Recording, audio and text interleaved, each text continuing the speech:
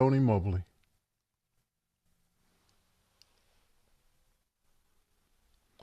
Greetings. Welcome to Conversation with Tony Mobley. On Conversation with Tony Mobley, I have Mr. Schy Gleason, a man of faith and a video producer. This is episode 10 of 2025 of Conversation with Tony Mobley. We are powered by Memo Live. We want to ask you to take this opportunity to ask Schy Gleason some questions. It's been a long time since he's been on with me, and I think you will have an opportunity to glean from what he has been doing since the last time he's been on. Our conversation has a question queue called Mukana. There you can ask your questions, and your questions can be voted up and down. If you choose not to use Mukana, you can ask your questions in the YouTube chat. You can also watch Conversation with Tony Mobley on conversationwithTonyMobley.com. And we're going to get right into it. Again, we want you to ask your questions of Mr. Schy Gleason, and we are going to get right to it. Hello, Schy, and welcome to Conversations with Tony Mobley. It's been a long time since you've been here. It has been a long time. In internet years, it's been an eternity. Well, we want to get started, and for those who don't know who you are, I'm just going to ask you just to give us a brief Pedigree, bio of who you CV, are. bio. Yes, sir. Oh, I said CV, and my Siri woke up. So I guess I'm not. I'm an AI entrepreneur. No, I'm. You and I are brothers from other mothers. So we are both. You introduced me as somebody, as a person of faith, and I consider you that. And I'm in just tickled pink that we're in conversations with Rabbi David Paskin on Thursday nights. My history is that I grew up in Kansas, Midwest boy, that ended up traveling the world with a Christian theater company called Covenant Players. So I got exposed to that uh, faith system. And we were such radicals because we were doing plays as parables and asking questions of people to are you living the life you say you want to live, and presenting them not in a judgmental but as in a observational circumstance, because we didn't have any I mean, it's just four people, so we were exercising people's imagination to build our sets for us because we were just in a van for like 6 months at a time, so we didn't have room for a big truck of sets and props, and that way we could go anywhere. But Mm. I would say in theater, I did learn. I made this one comment, and we'll see if you laugh here, because this was my barometer for my audience. I said, because we're using the audience's imagination, I realize for some of you, we are working with a limited budget. Okay, that's the punchline. So you Got it. smile. I'm Okay. sorry. It hurts when you smile. I can't see. My job is to make you smile. What happened? What happened? Well, on Saturday, I was going outside to actually go to the mail. I was doing a lot of household duty things, trying to make my wife happy when she returned. She went out of town, and I was going into the garage, and I use a rollator, and it's how I walk around. And I was putting it down into the garage, and then I was going to step down, Yeah. and I lost my balance, and I just fell on top of the rollator, and I hit my face on the garage floor, Oh, and there was Tony. blood everywhere. Oh no. I, Of course there was. yes, there was blood The everywhere, crime scene was there. Oh and my gosh. my Apple Watch said, "We detect that you have fallen. You have fallen, And I can't get and we up. are now calling 911." Are you kidding? And and it was going. Well, that'll calm you down. And What? so 911 operator came on the phone and she said, we've got a notification that you have fallen. Are you talking to us on your phone? And I said, no. I said, I'm actually talking to you on my watch. I left my phone in the house. And and she said, well, can you get up? And I said, no, I can't get up. Oh And no. she said, so you're in the garage, and the garage door was still down. And so Oh she said, well, no. emergency services is on the way. And she said, And they're gonna how are break they going to get something. to you? How are they going to get to you? And I said, my wife has a walking stick that she uses when she walks. Oh no. So you're So I grabbed the walking stick that she uses and I lifted it up and pressed it against the garage door opener, and it opened up the garage, and so they were able to come into the garage see, if you were my when I got son, there. he would have the app on his phone to push the button from his watch to his phone to his it's the automation in today's world. But yeah, gra- gravity's Yeah, dangerous. yeah. So it was very traumatic from the standpoint of I just had no idea that that was going to happen, but I had gotten relaxed and comfortable and not really paying attention to what I was Oh, doing. oh. And so I was almost kind of running a little bit in terms of what I was doing. And so they came in and they cleaned it up as best they could. And they were saying I needed several stitches and Oh all no, of that. And stitches. Oh so, my gosh. um, and I decided that I did not want to go to the hospital at that time. And so my wife was 2 hours away. The Apple Watch notified both my sons, my wife, and let them know that I had fallen.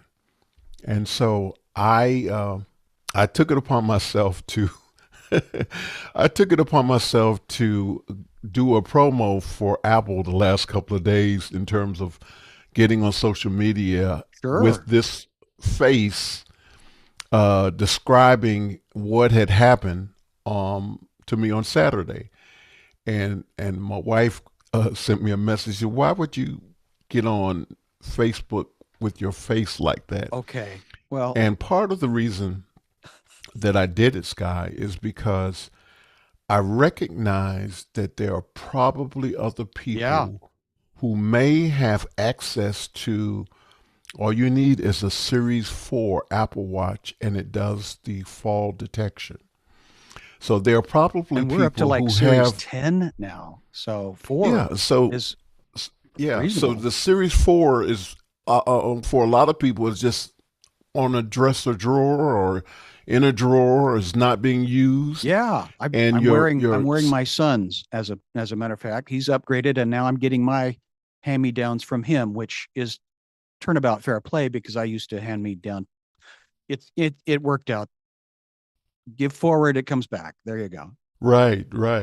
So I shared it on Facebook a couple of times on Facebook and also on LinkedIn, and I think it's important for people who have loved ones who may take a tumble to actually have that. Typically I'm not home alone, but my wife happened to be an hour and a half away. My sons live about 5 hours away, and You're in Atlanta? No. I'm in Atlanta, and so Okay. Okay. Metro Atlanta.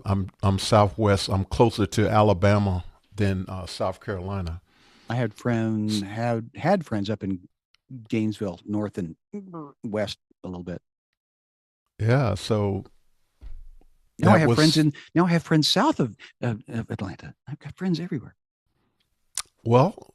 I'm southwest of Atlanta. Uh, I live by the highway that goes directly to Montgomery, Okay. 85, and I'm about I'd say about 30 minutes south of the Atlanta airport. Okay. So I used to say it's a sleepy little town, but it's not a sleepy little town anymore. It's very bustling I and a want to lot of talk about activity. that. I do want to talk So about that. That yes. exact conversation about population density. I'm currently in a arts and theology cohort with a theological seminary out of Pasadena that didn't burn, fortunately, in Southern California. And it Okay. is called the Brim Center. And I'll plug it hard because it has been such a thrill. Again, you introduced me as a person of faith, and and I think we all have faith. It's the traditions that are different. I mean, again, Midwest Kansas. I think I had two choices, probably either Methodist or Catholic. Oh So, wow. and my Okay. dad was a Methodist preacher, and so I don't think I didn't have a choice No, it until I doesn't was in sound like it.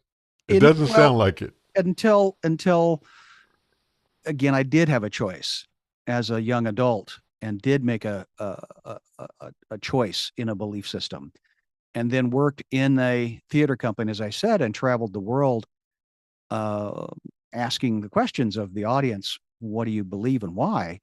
And reflecting back on them life situations. Then, as happens, children come along.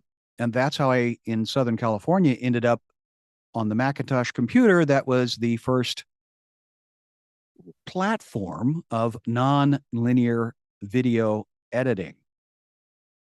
And that Okay. was I didn't understand why you would want to go from film at the time when the iteration of film where you would edit film, remember?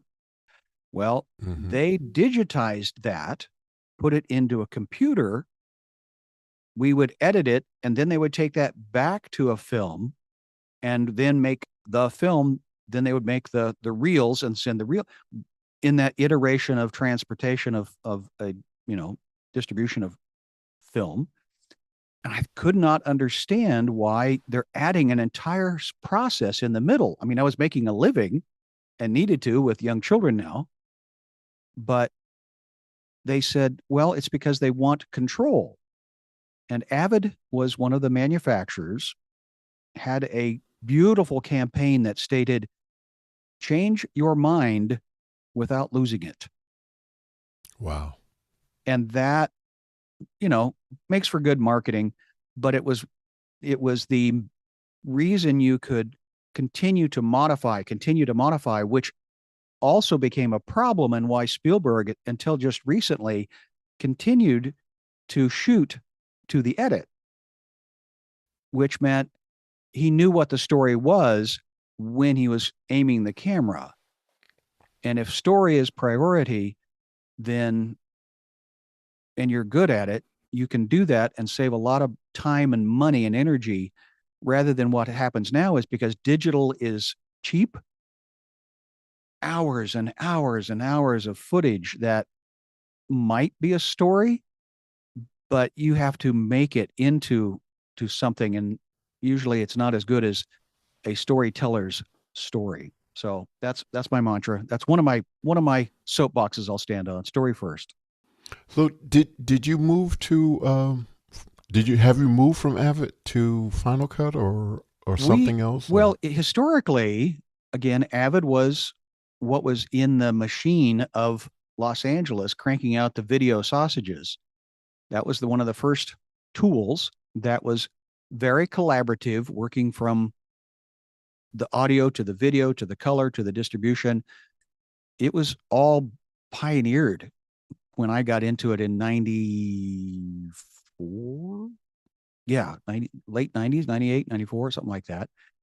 And then moving to Seattle, it was not a video production town. It was a town that used video to sell software, to sell coffee beans, to sell airplanes, to sell what else do we sell up here? Wood. Uh, we sell a lot of stuff out of the Pacific Northwest. And so that was when, yes, I moved over to Premiere because that Okay. was the tool of choice of the people that would hire me.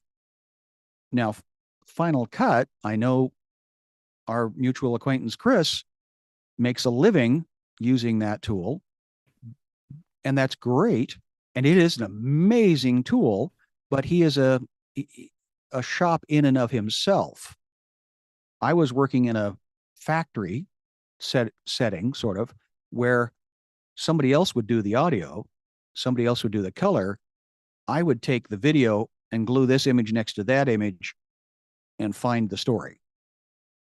So that's where editing comes into my life, and then age creeped up on me, and that's when I became a producer.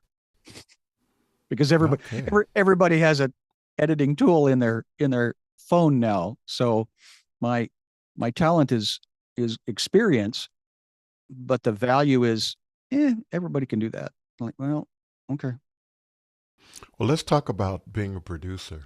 sure.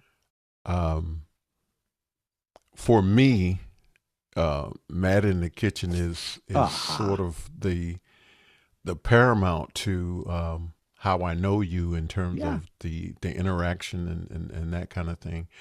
But before we get to Matt in the Kitchen, let's talk about some of the other things that you did prior to Matt in the Kitchen. Um, Simultaneous, I am working with a gentleman named Graham Kerr, who in the early 60s, kind of the beginning of television. I mean, you know where YouTube started out with, and people were learning how to figure out YouTube? Well, there was a day when television was just as as new a device of delivery. It was standing on on the shoulders of radio, and radio standing on the shoulders of vaudeville. But anyway, the concept of television was still being worked out, and Graham was a chef originally from England, had moved to New Zealand. Well, he was a part of the Air Force as the chef de cuisine, and the advent of television in New Zealand. He tells a story that, well, the colonel came in and said, "You're going to go on this thing called TV, and you're going to do something because the exercise PT guy is not available. He broke something, so you're going to go on." And Graham says, "Well, I don't really think I want to do that." And the colonel says, "I don't think you understand. This is not a request. You're in the military. That order."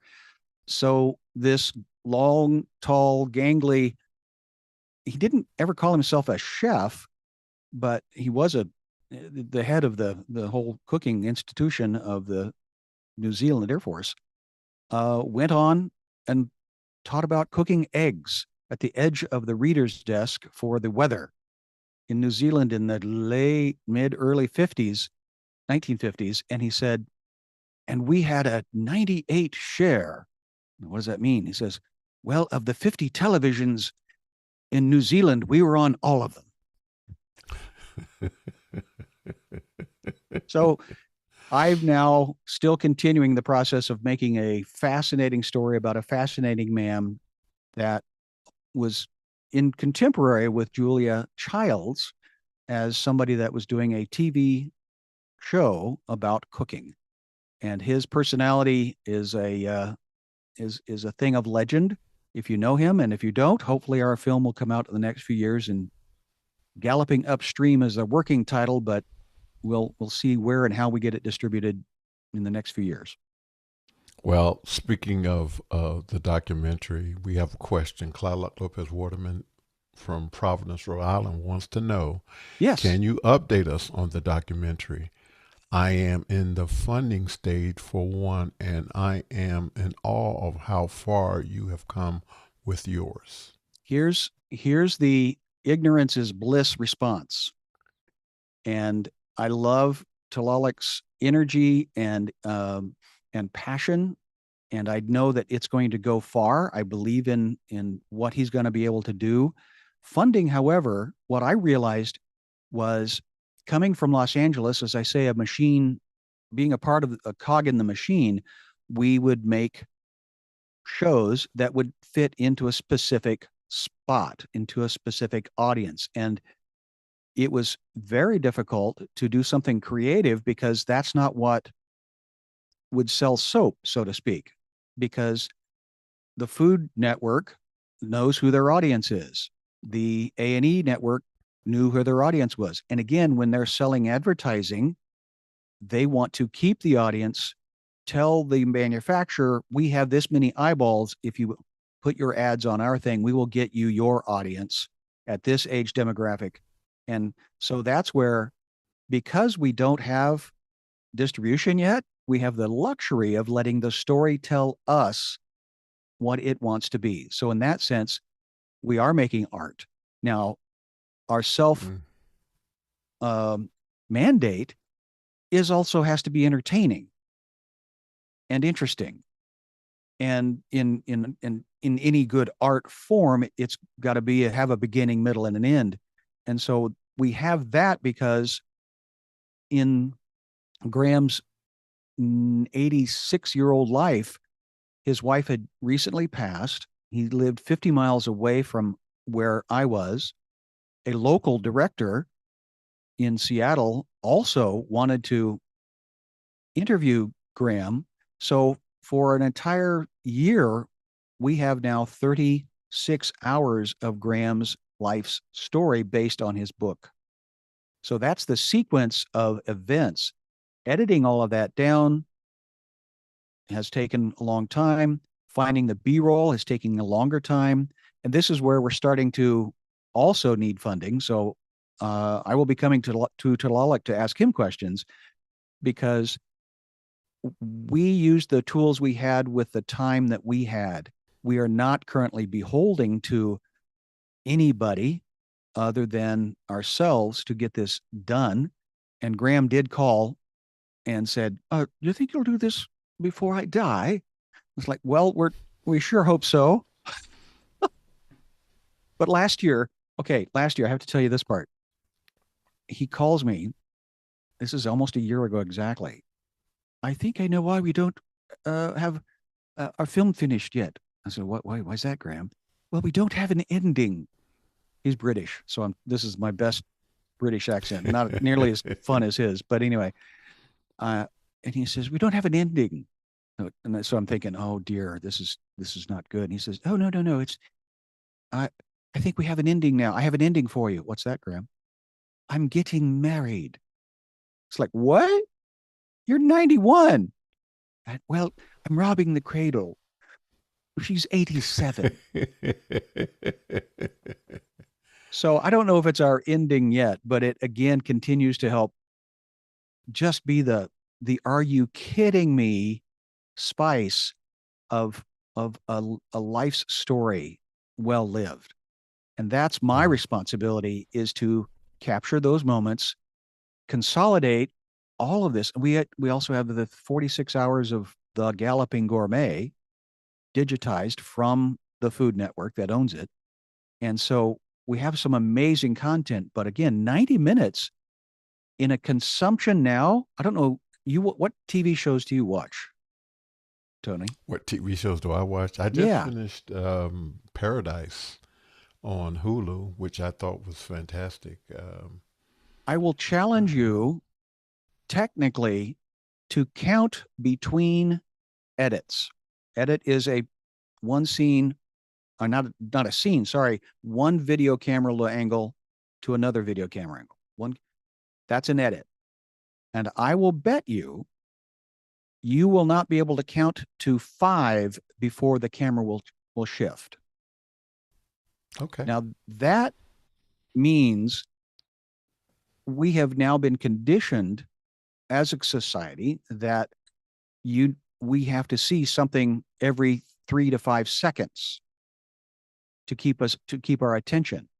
And long takes, while beautiful, I have so many beautiful drone shots over the beautiful Pacific Northwest, Skagit Valley up there, where it's like the premier farming district over with the mountains in the background and the Puget Sound. And we have to cut it. It's like you can only use a 7-second shot maybe every 20 minutes, and then you're out of your film. Wow. Sorry, you put a nickel in me. Wow. That's amazing. So what's the platform in terms of the editing? What is Oh, the technically, the yeah, tools?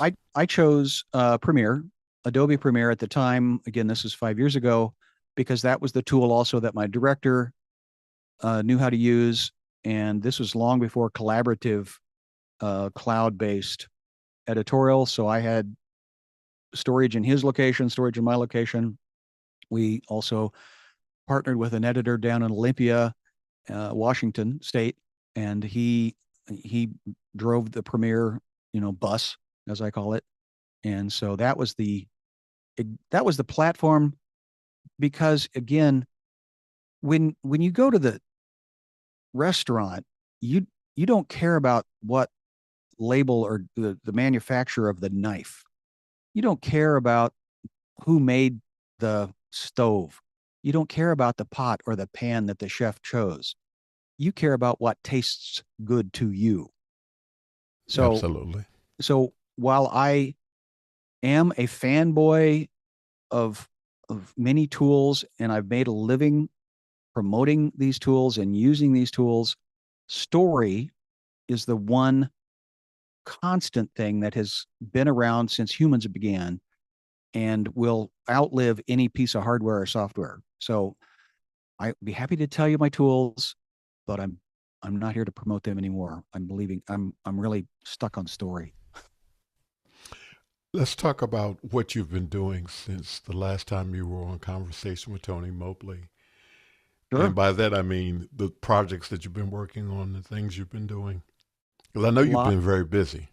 I I've been very blessed, as we continue to use terms that you and I are familiar with, and blessed in the sense of knowing other humans. Tony, I you and I have never met, but there are so many humans that have connected through this digital device, and many that you have had on your conversations. I've also been blessed to know, have coffee with, have break bread with, and the projects I've most recently been on are this last year remodeling the house that we're living in.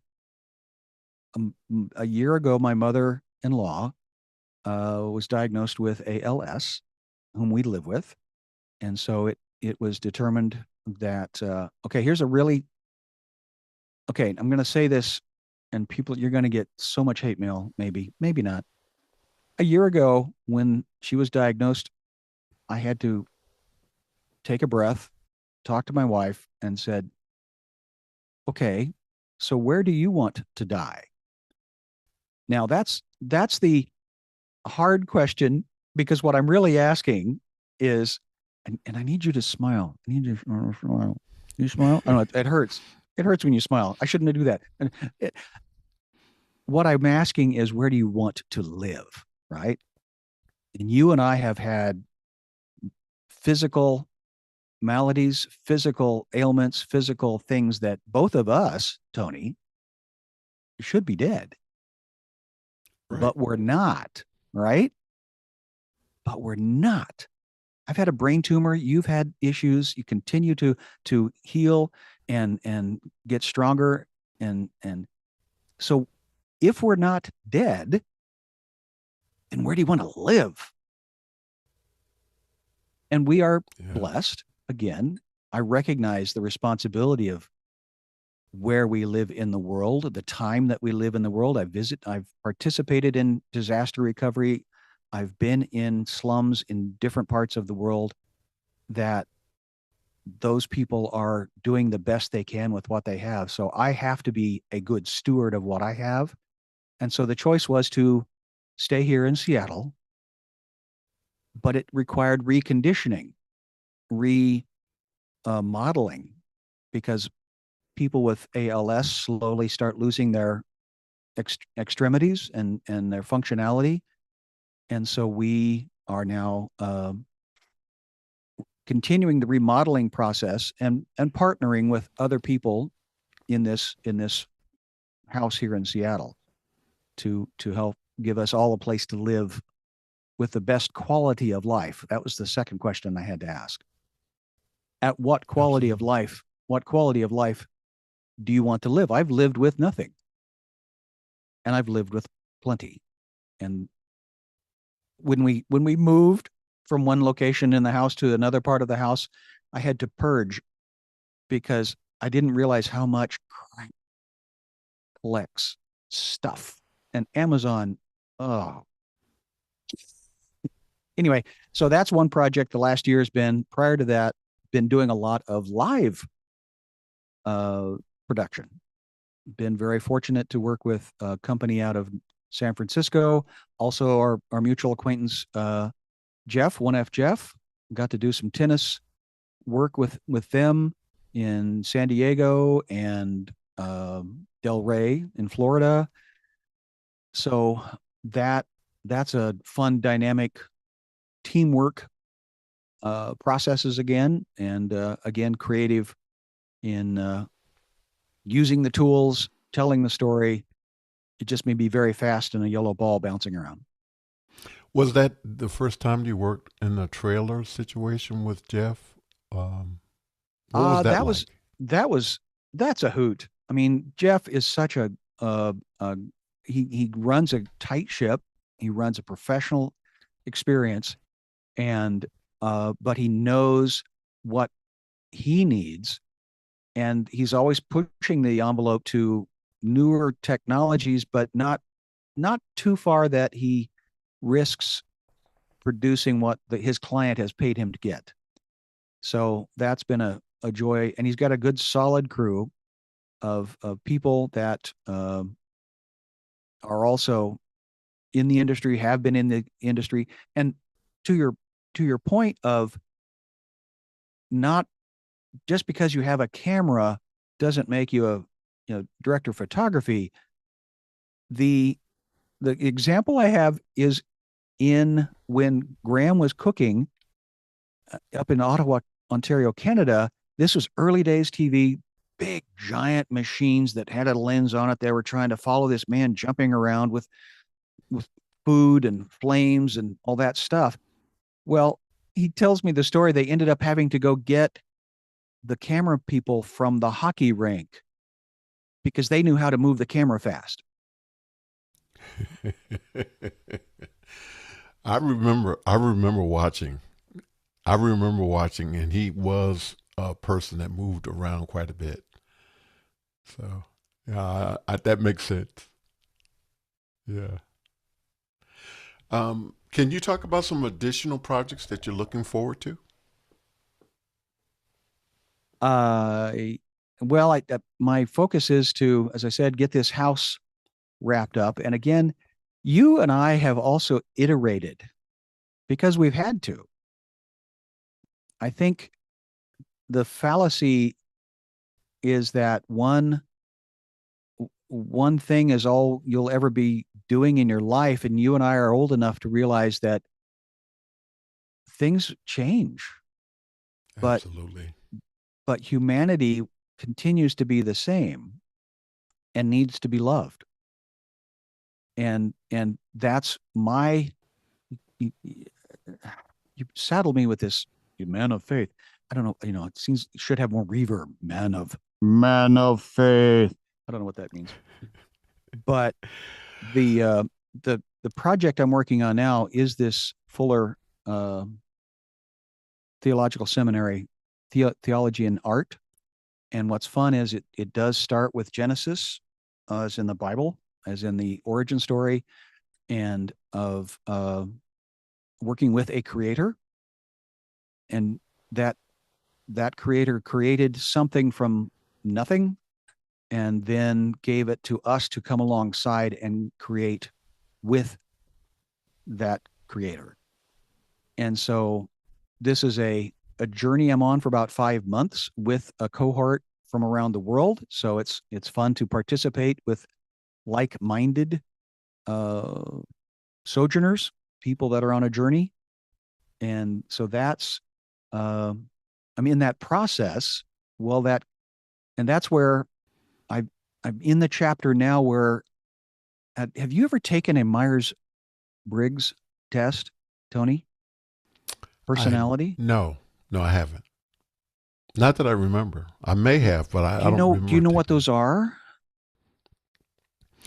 They're it. what Isn't it the assessment of the things that you would excel at, or things that you should it is an pursue? evaluative process, and it's an Myers-Briggs is one of the original. Now, see, this is where I'm out of my comfort zone. It is historically one of the personality evaluative processes that says if you answer these questions this way, this is what those type of people that have answered those questions before tend to feel and look and smell and do and think. Well, there's a new one called, and I see I don't even have the name right, Enneagram. People out there that are watching this going, "You're an idiot." Just anyway, so I it's a more recent version of this, and so I just took that, and here's why I bring that up, because I also took a stand-up comedy class since we met last Oh wow. on Zoom. You know what? I could What? see that that would be a great venture for you. So I'm interested in how that turned out. Well, I again, it's for the film because what is the shortest form of story? A joke. Yeah. Beginning, middle, end, maybe within 3 sentences.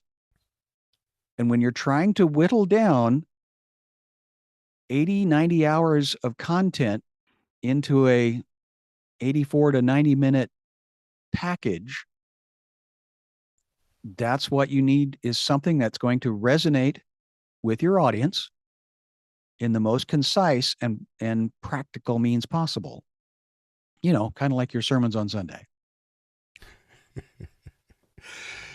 Speaking of my sermons on Sunday, I Uh-oh. did speak on Sunday, and because I had fallen, I didn't turn my camera on.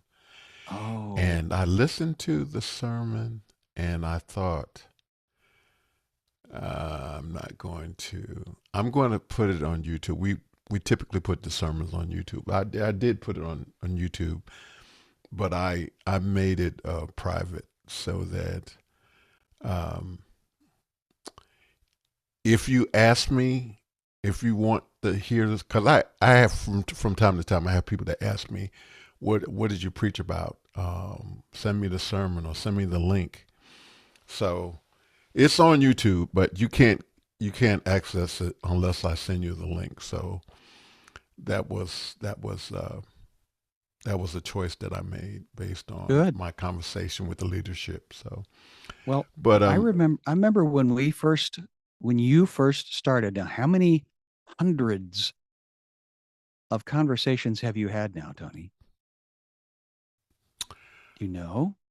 conversation with Tony Mobley probably is around 130. I lost almost all of last year because of the emergency surgery I had on January 2nd. And so I was out of pocket until um, I had surgery on the 2nd of January. I stayed in the hospital until February. No, I stayed in the hospital until January 18th. And then I went from the hospital to the rehab. Yeah. And because I So still glad. had complications from Yep. the surgery, Yep. I went to rehab, but I didn't do any rehab. So Mm. I ended up, and you talk about faith. I was um, I was told by the doctors that I would never walk again, and that my wife needed to put me in a nursing home, Mm. Sure. and that that was it. And she made the decision that she wasn't going to do that. So I You came married, you home. married, you like me married up. Yes, I did. And so I came home, hospital bed, bedside commode, trapeze bar, Hoyer lift, all of that stuff in this room that I'm currently in right now. And physical therapy came, nurses came, everybody came, and they brought in the x-ray machines to my house and all kinds of things. And doctor said, you're not going to walk again. Let's get you a power wheelchair. Let's do this. Let's do that. And I think it was around this time that I started actually participating back again with the church that I'm affiliated with, Miracle Bible Way Church in Macon, Georgia. Pastor and founder Patsy Willis, and I started. My wife brought the laptop to me, and so I would get on with my laptop. I wasn't able to have the setup or anything because it was in the living room. And our mutual friend Clark Lopez Waterman came to see me, Ah, and specifically moved my entire setup into the room that I'm in right now. So that's a story that you have not heard no. because you were busy, taking care of things and doing what you had to do. So he came and spent the day with me and moved my setup into this room that I'm in right now. TV was still in the box. Took the TV out of the box that's behind me and set everything up. And so I would I had I had a sliding board that I would use. I don't know if you know what a sliding board is, but I would use a sliding board to get from the bed to the wheelchair to the commode, back to the wheelchair, back to the bed. And that's where I was. And that's the state I was in up until I want to say the end of August and early September. There was a thing that changed, but before that change, I want you to know that I made a decision that I Yeah. was going to proclaim that I was going to walk again, no matter what the doctor said, that I was going to walk again. Mm. And sure enough, I started walking. Um, and so I have a lot of short videos where I'm walking with the therapist.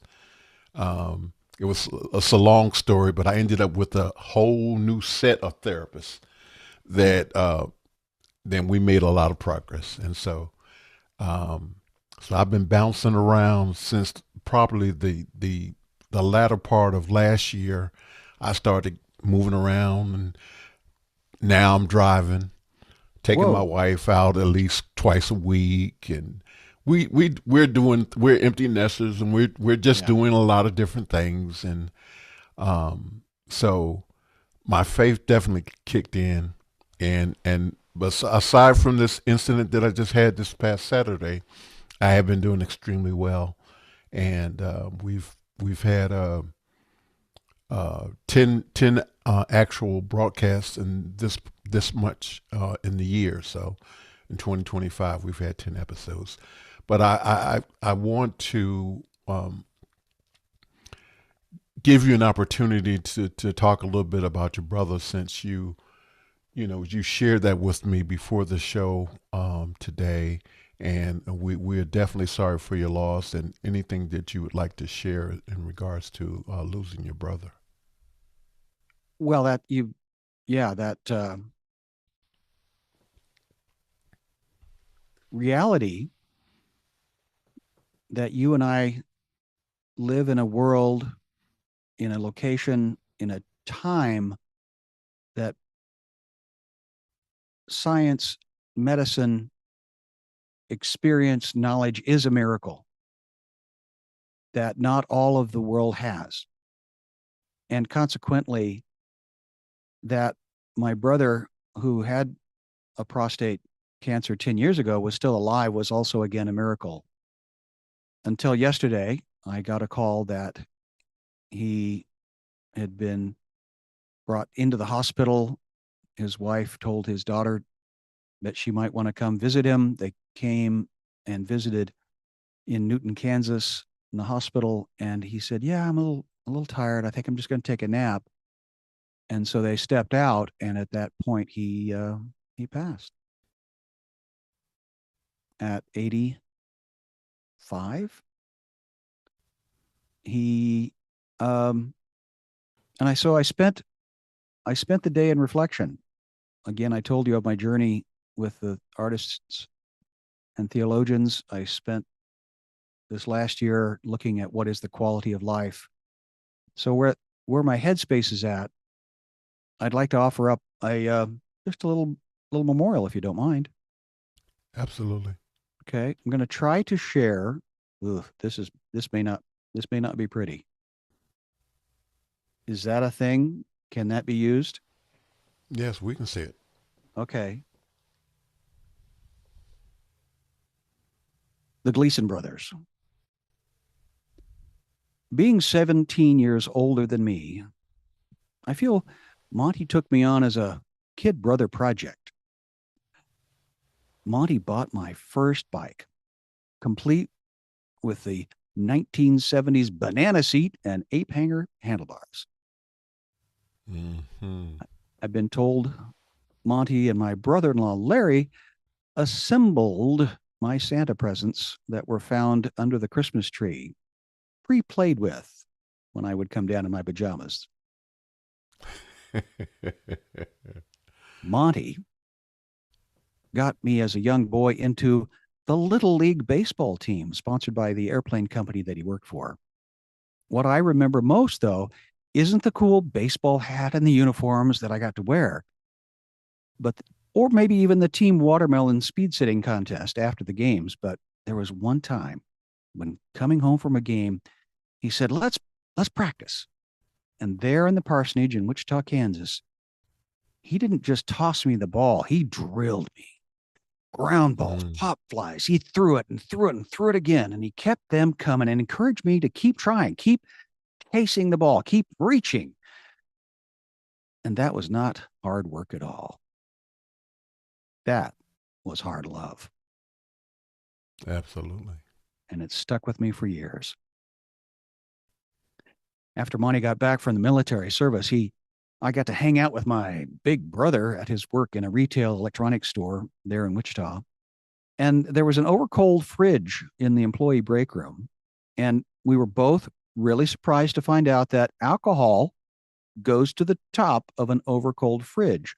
And a preteen boy that drinks just the top of the can can get really a spinning world. And all I remember my brother saying was, "Mom's going to kill me." And again, please note, in the late 60s, Kansas was a dry state, and my teetotaling, red haired, blue blooded Methodist mother, and also the wife of the senior pastor of the local church, was not happy.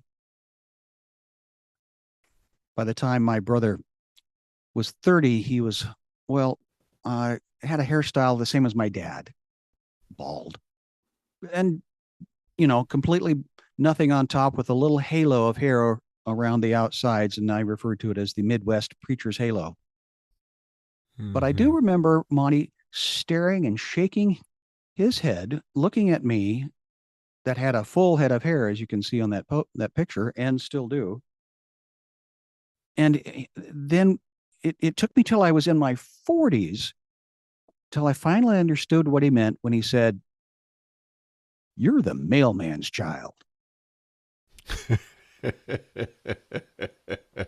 So I went off traveling the world as a missionary after he had been in the military. He came home to Kansas and stayed. Our paths crossed as family events and weddings, funerals. Monty helped our dad when our mom passed away. And then he supported his church as best I know it could in media production and many other things. He supported his family all the best he could in all the ways he could.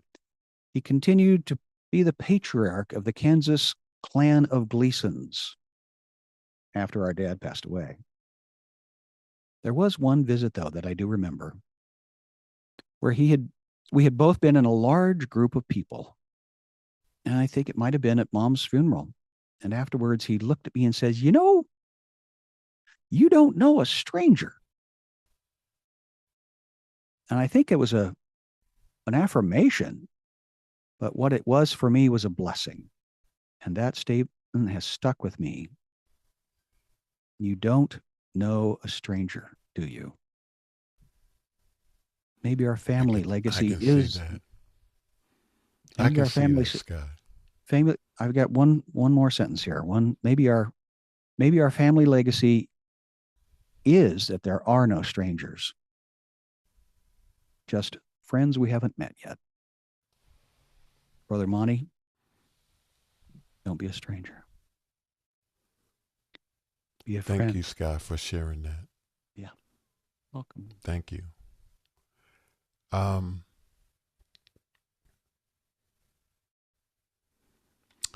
Thank you for letting me. This was my absolutely, this was absolutely. this was my conversation as I am a verbal processor, learning to be more concise and not take life too seriously because it's too short. I so appreciate this therapy that you've allowed me to participate with well, you this way. I think we provide therapy for each other. You know, it's. I've missed our conversations. I, Oh, you know, we would have a lot of conversations offline, yeah. and and I want to say to you that even though we've never met, Oh, well, I consider you a genuine friend, and yes, I amen. thank you for your support and encouragement and the things that you have continued to share with me. And again, I am so sorry for your loss, but it sounds like your brother had a great life, and we are thankful that God allowed him to be shared with the rest of us. Yeah, amen. Our last question for tonight is going to be uh, one that you well know. You're speaking to the world. What do you want the world to know?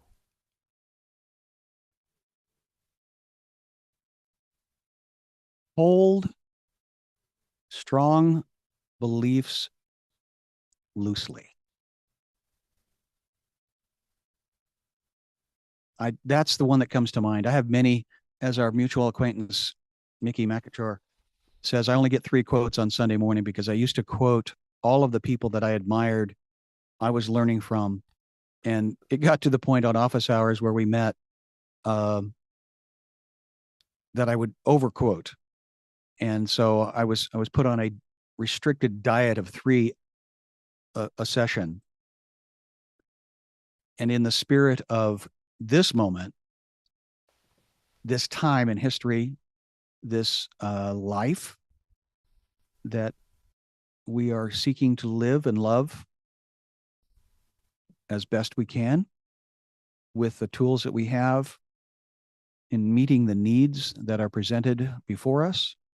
Yeah, I'll probably stick with hold strong beliefs loosely because I think the story is eternal. I believe your story is unique to who you are, but it is not unlike many humans that you are able to touch. So that's listening into the need rather than coming in with your solution. That's the being in the moment. Thank you, Sky Gleason, for Ah, sharing this hour with me. I really appreciate it, and thank your wife for yes. sharing you with us as well. Conversations with Tony Mobley is produced by valued audiovisual professionals who meet daily on Office Hours Global, hosted by Alex Lindsay. Thank you, Mimo Live, Mm. for powering conversations with Tony Mobley. We have conversations with real people. Stay tuned for new episodes and great conversations. We want to thank everyone for the 100 plus episodes of conversations with Tony Mobley. When you have time, we ask that you go back and look at some of those conversations, those 100 plus episodes of Conversation with Tony Mobley. We think you will find something that you like, and hopefully it is helpful to you. Thank you, Mr. Schy Gleason, for being a part of our conversation today, for doing the work you do, Oh, and for being the person who you are. Stay tuned for next week. We're going to have Rabbi David Paskin back, and so he cool. is going to be talking about the use of Memo Live and the various ways that he uses that particular program. So we ask that you stay tuned. We want to thank everyone for sharing in this particular conversation with Mr. Gleason. We ask that you take care. God bless. See you soon. Thank you, Tony. Thank you. Thank you, Schy. Thank you.